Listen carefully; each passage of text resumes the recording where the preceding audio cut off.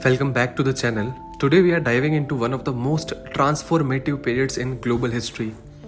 The Indian struggle for independence shifted from a series of disjointed protests into a massive, non-violent tsunami that the British Empire never saw coming.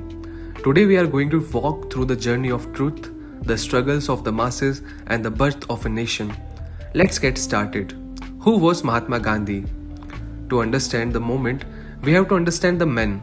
Born in 1869, Mohandas Karamchand Gandhi wasn't always a Mahatma. He was a barrister trained in London, stiff collar, western suits, and a bit of a shy speaker. But everything changed during his 21 years in South Africa. After facial racial humiliation brutally, he spent 2 decades experimenting with a new form of protest. By the time he returned to India in 1915, he had already perfected the art of challenging injustice without firing a single bullet. Philosophy of resistance. Gandhi didn't just want freedom, he wanted a moral revolution.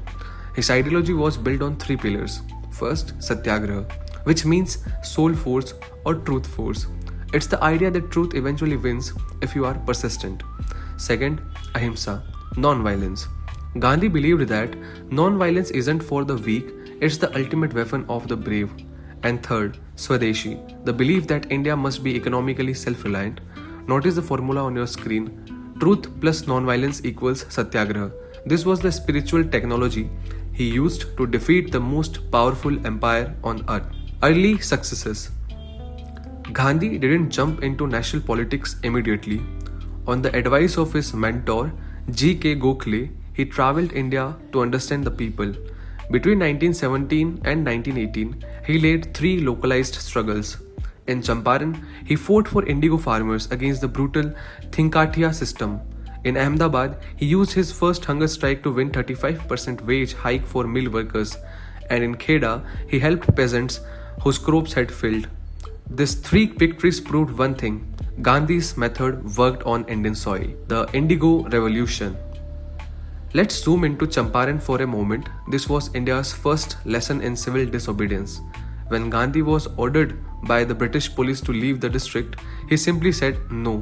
He was willing to go to jail to stand by the truth. This was a shock to the British system. They were used to Indians either obeying or rioting. Gandhi did neither. He just stood his ground. The turning point, 1919. 1919 was the year the mask of British justice fell off. The British passed the Rowlatt Act, which allowed them to imprison anyone without a trial. Essentially, no appeal, no lawyer, no argument. Protest followed, leading to horrific Jallianwala Bagh massacre. On April 13, General Dyer opened fire on a peaceful crowd in a confined space. Hundreds died. This tragedy turned Gandhi from a loyalist of the empire into the most dedicated rebel. Non-cooperation movement. In 1920, Gandhi launched the non-cooperation movement. The logic was simple. The British are here only because we cooperate with them. If we stop, they fall. Millions of students left British schools, lawyers left courts, and people burned foreign clothes in giant phone buyers. He also linked this with the Khilafat movement to ensure Hindu-Muslim unity. Gandhi promised Swaraj in 1 year. The energy was electric, but it all came to a grinding halt in 1922 after the Chori Chora violence. Gandhi, true to his principles, called off the movement because his followers had turned to violence. Many people misunderstand Gandhi's non-violence as being passive, but look at this quote. He said he would rather India take up arms than be a coward. For him, non-violence was a choice of the strong, not a refuge for the weak. He called off the movement in 1922 because he believed a violent victory would only lead to a violent India. The lull period. From 1923 to 1927, Gandhi withdrew from active politics. But he wasn't resting. He wasn't doing what he called constructive work. He was focused on Hindu-Muslim unity, fighting the evil of untouchability, and promoting Charkha, the spinning wheel. He believed that before India could rule itself, it had to fix its own social house. He was building the grassroots base that would eventually win independence. 1928 Simon Commission. Go back Simon banners. By 1928, the political temperature rose again. The British sent the Simon Commission to decide India's future, but they didn't include a single Indian member. The country exploded with the slogans, "Simon, go back." It was during this protest that the great leader Lala Lajpat Rai was beaten by the police and later tried. a sacrifice that fueled a new wave of anger among the youth. The Salt Satyagraha. Then came 1930. Gandhi chose a brilliant, simple symbol, salt. Everyone needs it, but British taxed it heavily and banned Indians from making it. Gandhi set out on a 240-mile march from Sabarmati to Dandi. 78 people started with him, but by the time he reached the sea, thousands were following. This wasn't just a march, it was a media sensation that put the British on the defensive globally, shaking the foundation. On the morning of April 6, 1930, Gandhi picked up a handful of salt from the shore. He said, "With this salt, I am shaking the foundation of the empire." It was a symbolic act that triggered a nationwide civil disobedience movement. People all over the coast began making salt, and the British response was to arrest over 60,000 people. The moment spread. The movement wasn't just in Gujarat. In the northwest, Khan Abdul Ghaffar Khan, the frontier Gandhi, led the Red Shirts. In Dharasana, Sarojini Naidu led the non-violent raids on salt works, while the world watched in awe as protesters were beaten without fighting back.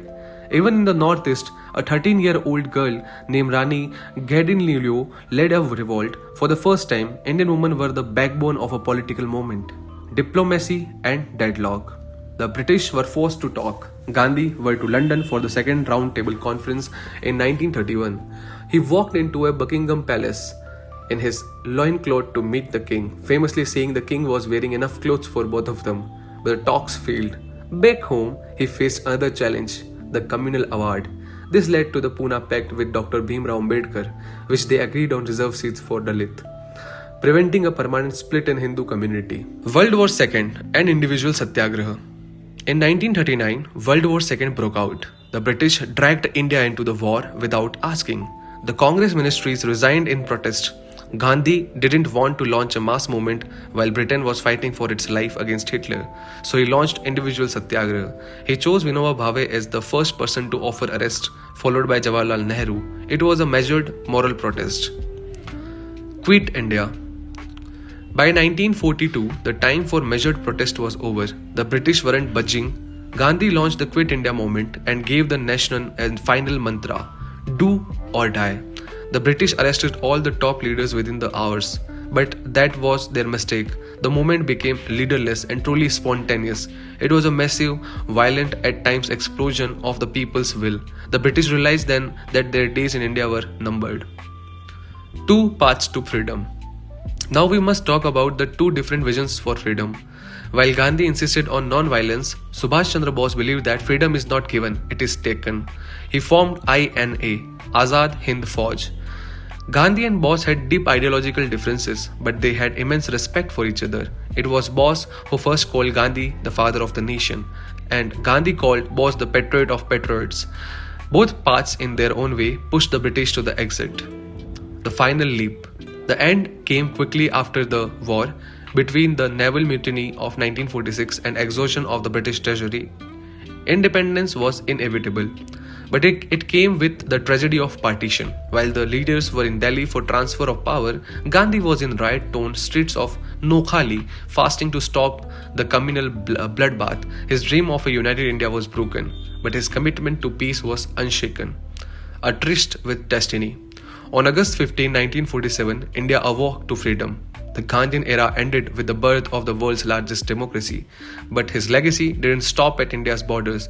His methods inspired Martin Luther King Jr. in the US, Nelson Mandela in South Africa, and countless others. He proved that power of the idea is greater than the power of an army. Summary and review. From a shy lawyer to Mahatma Gandhi, who led millions, Gandhi's journey is a testament to the full power of human will. What part of the Gandhian era do you find most inspiring? Was it the Dandi March or the do or die spirit of 1942? Let me know in the comments below. Don't forget to like this video and subscribe for more history masterclasses. I will see you in the next one.